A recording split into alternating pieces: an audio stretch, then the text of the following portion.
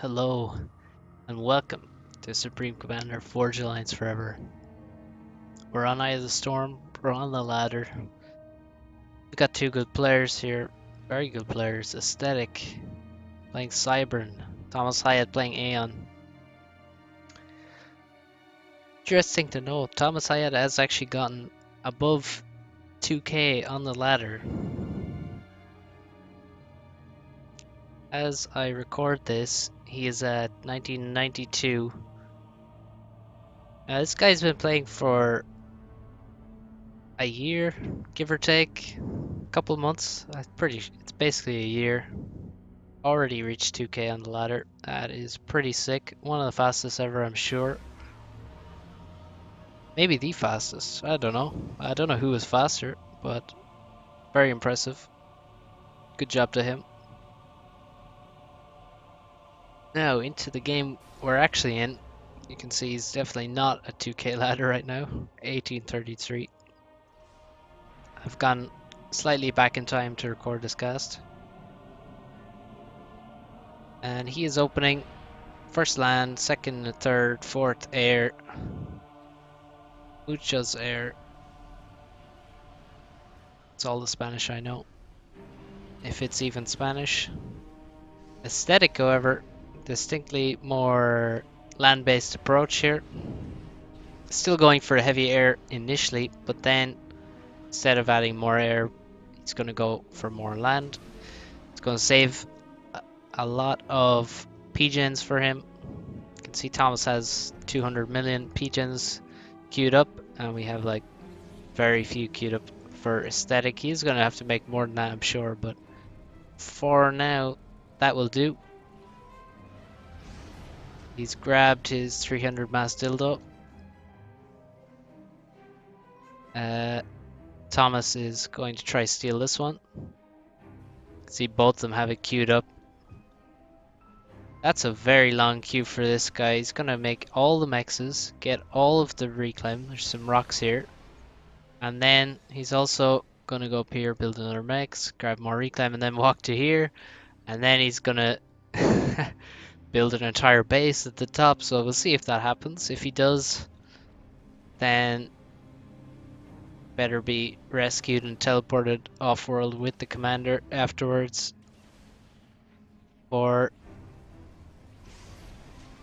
a massive party.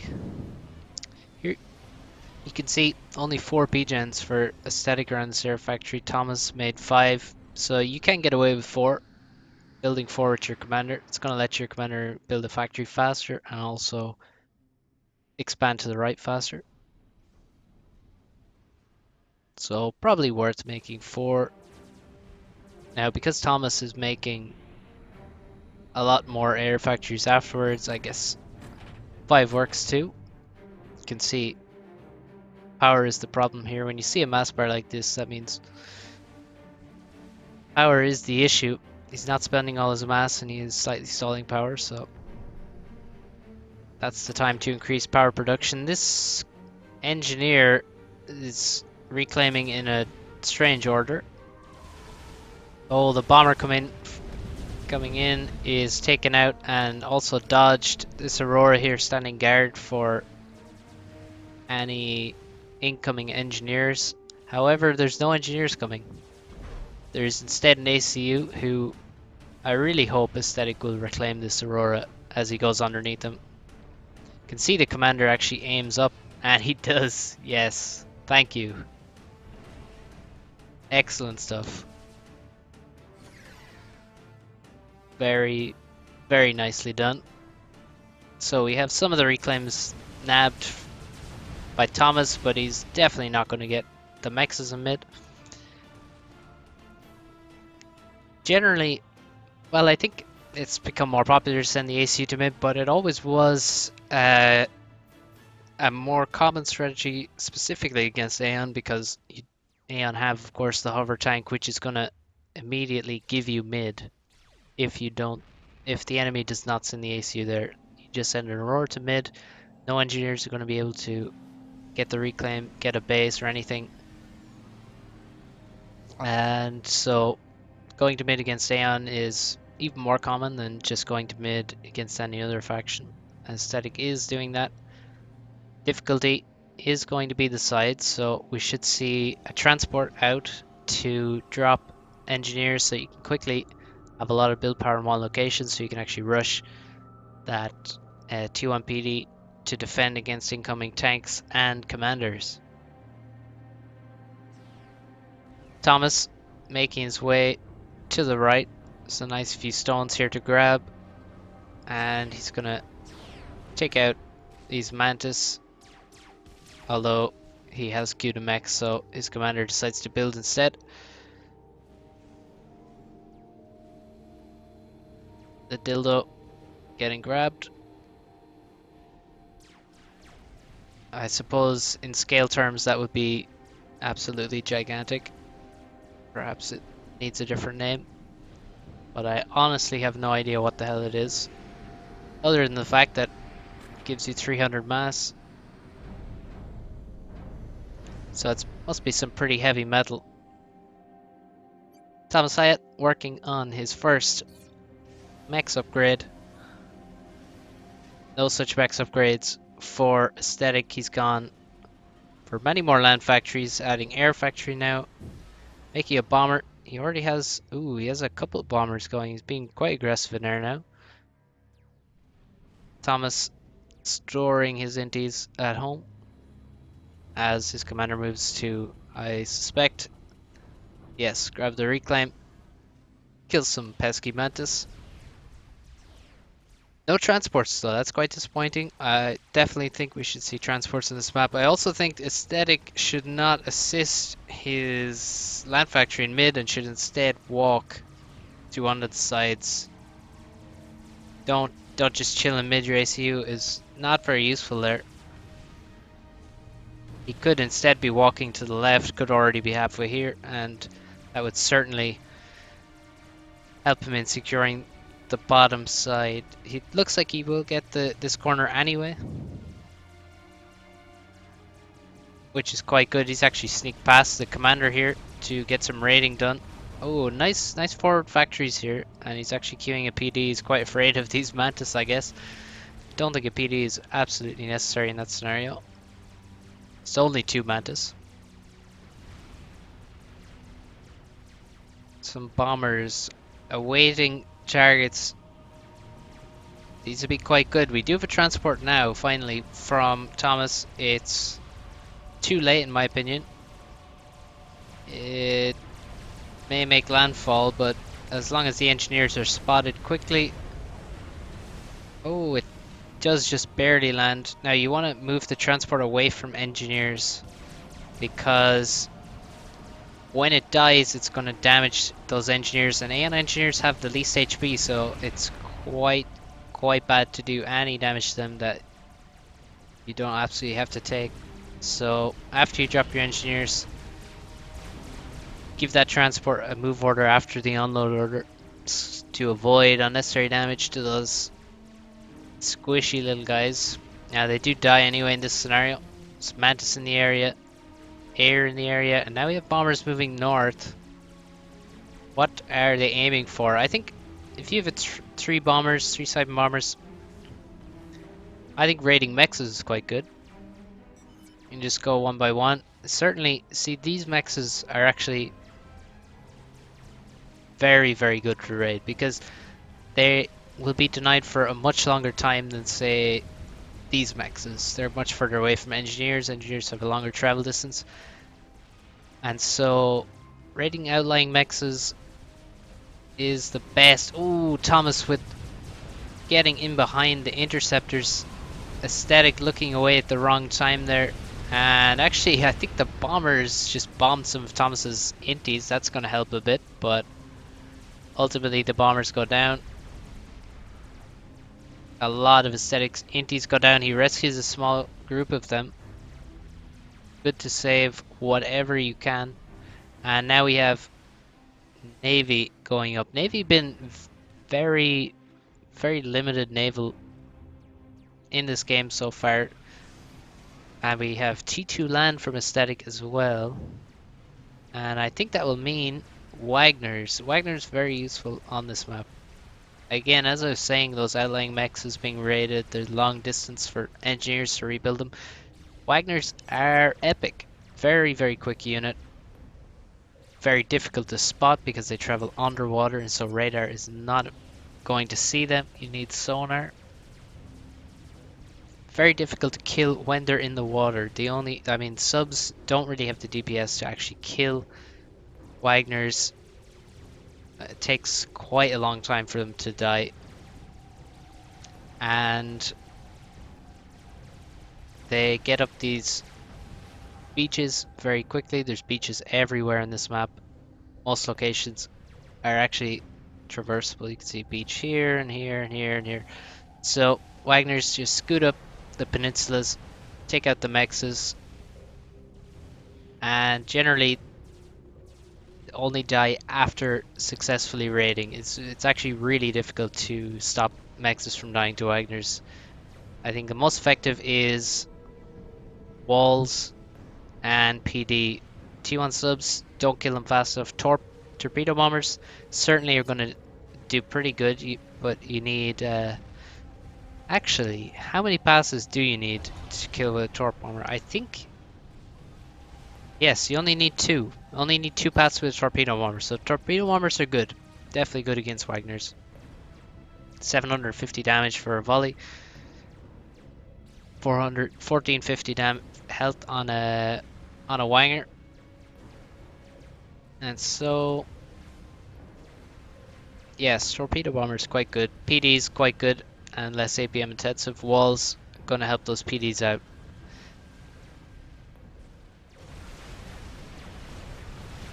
Aesthetic got a bit of an army here, but an upgraded commander. He has actually eventually move from mid to the bottom left side. He didn't want to move to the right and challenge where Thomas's AC was. Quite smartly, I think.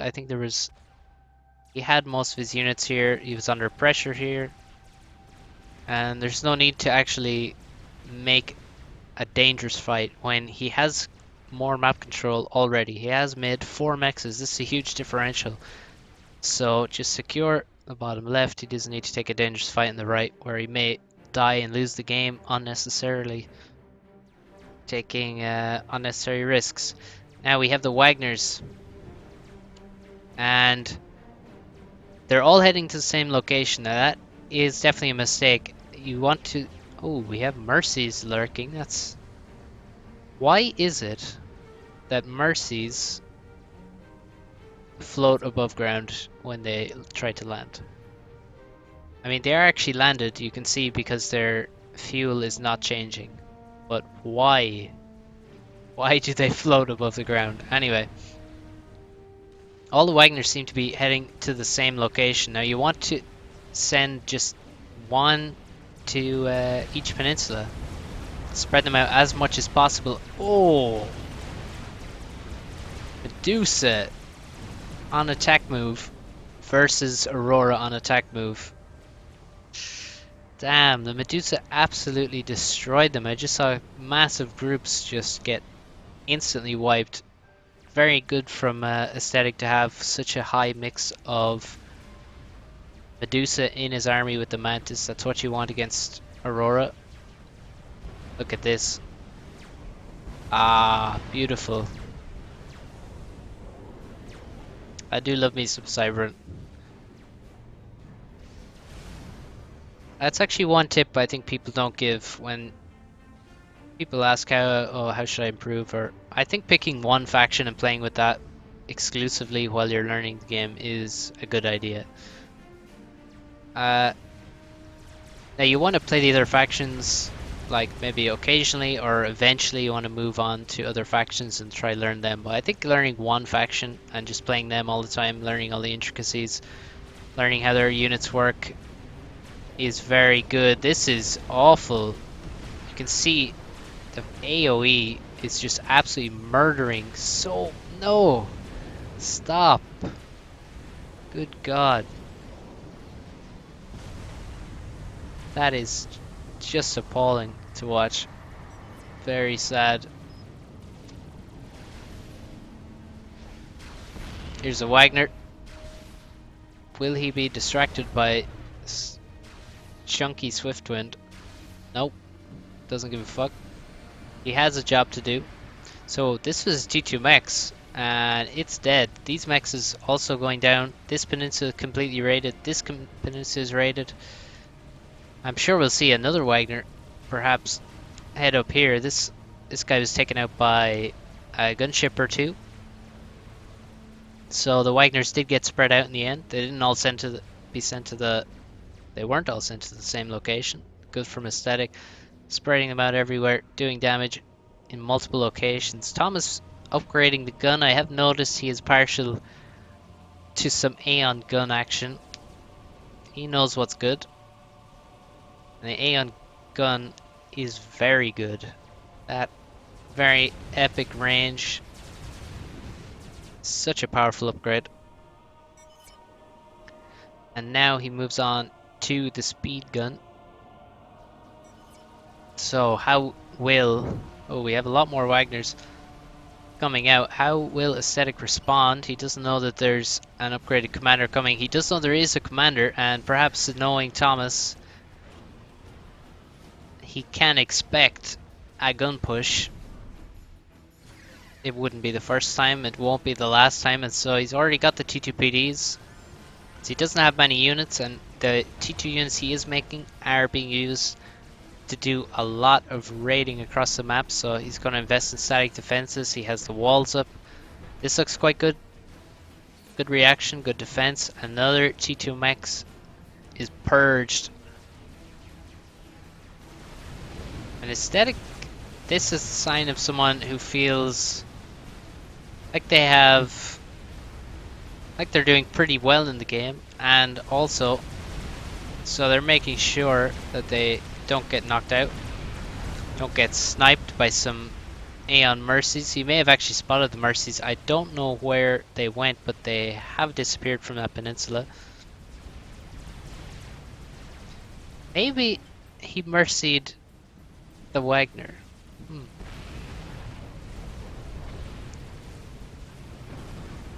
Gotta be Sherlock Holmes to catch some games. Because you can't catch everything, so you gotta look at the evidence of all the possibilities. What did the Rex mean? Anyway, that's a pretty robust defense here. Thomas decides, well, maybe fuck that. Maybe I'll just go push my gun comm into mid instead. Not a bad idea. Now, the lack of naval play is quite surprising on this map. For the longest time it was, and it still is really, T2 Navy as a game ender. And that's a failed raid from these Wagners. Aurora's there to cut them down. The Jesters sent in kill 2 mexes. Interesting. And Thomas really got punished for these mex upgrades in dangerous positions. The Wagner's just too strong. Versus Cybern, you have to be aware of the danger of the Wagner and change your mex upgrade positions accordingly. This location is much safer from Wagners than here and here. These mechs are actually quite exposed, because in this location you're often sending tanks this way, but here you're not sending tanks across here. You're sending tanks from here. Generally, you have a base here, you have your commander here, so you're not sending tanks across this way, you're sending down this way. So these mexes are generally safer than here, so it really depends on how the map is being played in that specific game. But this is a dangerous push now, and Thomas went to mid and he's running away. Oh, we actually have Wagner production in mid. Very interesting. And Thomas calls GG. Okay, he was about to lose some very valuable mexes here. He's been pushed from mid. And overall aesthetic, very nice play. Certainly great defense here. That was nice. Just the timing of it, that he just gave Thomas no chance to do any damage whatsoever in this location. Mid is really where aesthetic got his advantage. He took mid at the start, maintained parity in other locations, and then from there turned that advantage into, well, a unit advantage in terms of some nice Wagners. And the Wagners did a whole lot of damage. Just so much damage done everywhere. Thomas, significantly less damage done on the other side. Very little raiding of these outlying mexes with anything really. With needed some, maybe some transport drops or some strategy to retake mid, but didn't work out. T2 Navy perhaps. I mean, 21 minutes and there's no T2 Navy. That's a long time on Eye of the Storm. As I said, T2 Navy can often be a game ender, but it's not how it played out this time. Well played aesthetic. He did say he wanted a win casted on the channel, so there you go. It's a birthday present. I don't know when your birthday is, but there you go. Happy birthday, man. Well played. GG. Thanks for watching, guys. See you next time.